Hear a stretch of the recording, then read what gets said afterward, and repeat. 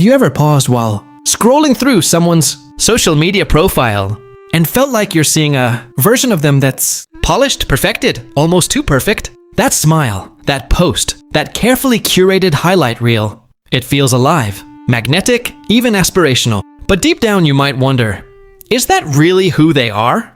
And then a thought sneaks in. Do we all hide parts of ourselves online that we wouldn't show in real life? Imagine Daniel, a mid-30s professional in New York.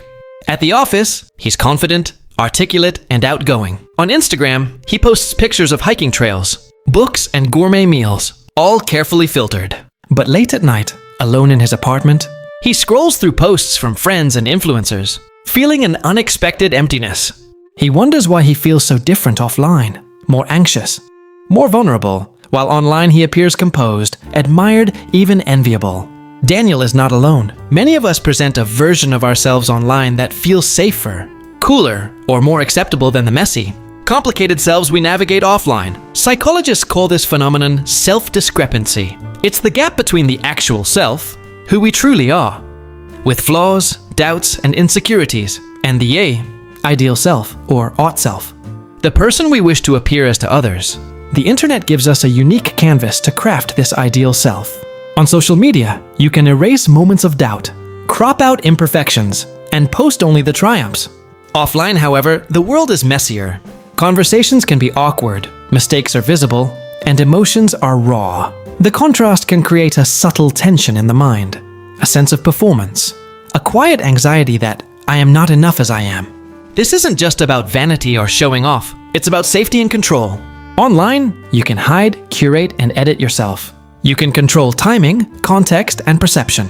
Offline, life forces unpredictability, spontaneous interactions, unexpected questions, raw emotions.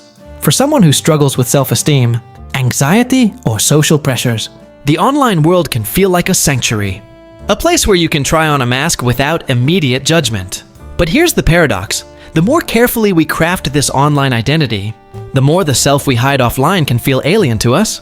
We start asking, who am I really? Sometimes, people live in two different emotional worlds, one curated, admired, and visible, the other private, vulnerable, and hidden.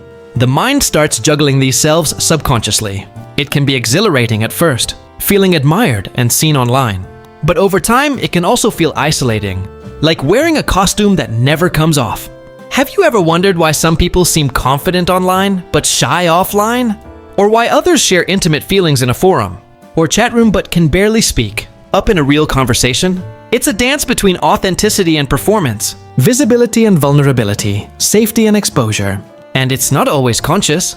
Sometimes, it's the subconscious mind's way of seeking approval, protection, or connection. In a world that often feels judgmental, let's step into another scenario. Meet Alex, a college student in California. In lectures, he is quiet, careful not to draw attention. But online, in anonymous forums, he shares deeply personal thoughts, insecurities, fears, dreams. He writes in long, vulnerable posts about anxiety and loneliness. Online, he feels seen. Offline, he feels invisible. The online persona doesn't just hide his true self. It allows him to explore it safely, in fragments, without the immediate risk of judgment. What does this tell us about human psychology? It highlights a crucial truth. Humans crave acceptance, but fear exposure. Social psychologist Irving Goffman called life a performance. We present ourselves differently depending on the stage and audience. Social media just gives us more stages, but unlike a theater, these stages never truly end. A post lasts, a comment stays, a like lingers, and the performance can start to feel permanent. This duality, the self we show and the self we hide, creates an internal dialogue. We might post a picture of a joyful gathering while internally battling loneliness. We might craft a witty comment while offline we struggle to speak. This dissonance can feel heavy, but it's also deeply human. Most of us do it in some form, whether online or in real life. Some hide because of fear of judgment, some because of trauma, and some simply because they are exploring parts of themselves that society discourages showing. Yet there's a lesson here. The very act of hiding can teach us about what we value, fear, and need.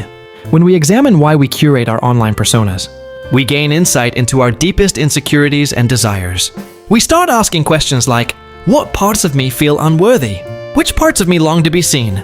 And how can I integrate my private self with my public self? Integration doesn't mean dropping all masks immediately. It's a gradual process of acknowledging both sides, the visible and the hidden. Authenticity is not about showing everything, but about being aware of the choices we make and why we make them. It's about creating spaces, online and offline, where vulnerability is safe and performance is conscious. It's about asking ourselves, can I allow glimpses of my real self, even when imperfect? Can I accept that others might see me and still choose to be me? So next time you scroll through a feed and feel envy or curiosity, remember, behind every post is a person negotiating their inner world.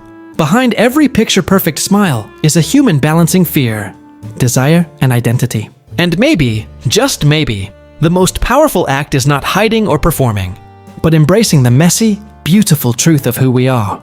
Online, offline, and everywhere in between. Because authenticity, like life, is less about perfection and more about courage.